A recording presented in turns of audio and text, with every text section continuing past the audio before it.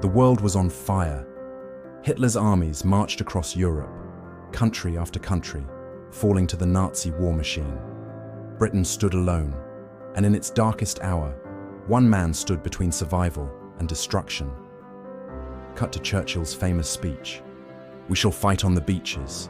We shall fight on the landing grounds. We shall fight in the fields and in the streets. We shall never surrender." His voice echoes, blending into modern footage of London today. But who was Winston Churchill? A war hero, a brilliant strategist, a controversial leader, or simply a man who refused to surrender? Today, we uncover the full story of the man who shaped the fate of the modern world. Winston Leonard Spencer Churchill was born on November 30th, 1874, at Blenheim Palace, Oxfordshire, England. He came from an aristocratic family. His father, Lord Randolph Churchill, was a prominent conservative politician, and his mother, Jenny Jerome, was an American socialite. Despite his privileged background, young Winston had a difficult childhood. He was a poor student, rebellious, and frequently in trouble at school. His father considered him a failure and showed little affection toward him. However, Winston was deeply fascinated by history, war, and leadership, which would later define his life. After struggling in school, he finally gained admission to the Royal Military Academy at Sandhurst. In 1895, at the age of 21, he was commissioned as a second lieutenant in the 4th Queen's Own Hussars, marking the beginning of his military career. Military adventures and early fame, 1895 to 1900. Between 1895 and 1900, Churchill traveled the world, participating in military campaigns in Cuba, India, Sudan, and South Africa. His experiences on the battlefield shaped his understanding of war and strategy. 1897, he fought in British India, helping suppress a tribal rebellion. 1898, he joined the British forces in Sudan, fighting in the Battle of Omdurman, where he witnessed the brutality of modern warfare. 1899, Churchill became a war correspondent during the Boer War, South Africa. While covering the war, he was captured by the Boers, but made a daring escape from a POW camp, traveling 300 miles to freedom. This escape turned him into a national hero, making headlines across Britain. His newfound fame helped him enter politics. Early political career and first fall, 1900 to 1915.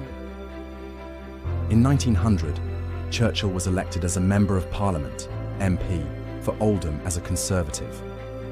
However, he soon became frustrated with the party and switched to the Liberal Party in 1904, a controversial move. 1908. At just 33 years old, he became President of the Board of Trade, making him one of the youngest government ministers. 1911. He became First Lord of the Admiralty, overseeing Britain's naval power. He played a key role in modernizing the Royal Navy, sensing the growing threat of Germany. However, his biggest failure came in 1915, during World War I. He planned the Gallipoli campaign, a naval invasion of Turkey. The operation was a disaster, resulting in thousands of British and Allied casualties. Churchill took the blame and was forced to resign. Humiliated, he left politics and temporarily joined the British Army, serving on the Western Front in France. The road to redemption, 1920 to 1939. Despite his military exile, Churchill refused to quit politics. In the 1920s and 1930s, he returned to government, taking various ministerial positions. 1924. He rejoined the Conservative Party and became Chancellor of the Exchequer, where he controversially returned Britain to the gold standard, causing economic difficulties. 1929 to 1939. Churchill was politically sidelined and warned about Hitler and Nazi Germany, but his warnings were ignored. Many politicians at the time wanted peace with Hitler. During these wilderness years, Churchill wrote extensively, warning that Hitler's rise would lead to war. When Germany invaded Poland in 1939, proving him right, Britain turned back to Churchill for leadership. World War II, Britain's last hope, 1939 to 1945. On September 1st, 1939, Germany invaded Poland. Britain declared war on Germany. The following year, Prime Minister Neville Chamberlain resigned, and on May 10, 1940, Churchill became Prime Minister. At this point, Britain stood alone against Hitler. France had fallen, and the United States had not yet joined the war. Churchill's powerful speeches and leadership became the backbone of British resistance. Key moments of Churchill's World War II. Leadership. The Blitz, 1940 to 41. German planes bombed British cities, trying to force Britain to surrender. Churchill kept morale high, famously saying, "We shall never surrender." Battle of Britain, 1940. Britain's Royal Air Force, RAF, defeated Hitler's Air Force, preventing a German invasion. Alliances. Churchill formed strong ties with US President Franklin D. Roosevelt and Soviet leader Joseph Stalin, creating the Allied powers. D-Day, June 6, 1944. Churchill played a key role in planning the invasion of Nazi-occupied France, marking the beginning of Hitler's downfall. By May 1945, Germany surrendered. Churchill had led Britain to victory, cementing his place in history. Post-war politics and the Cold War, 1945 to 1955. Despite winning the war, Churchill lost the 1945 election.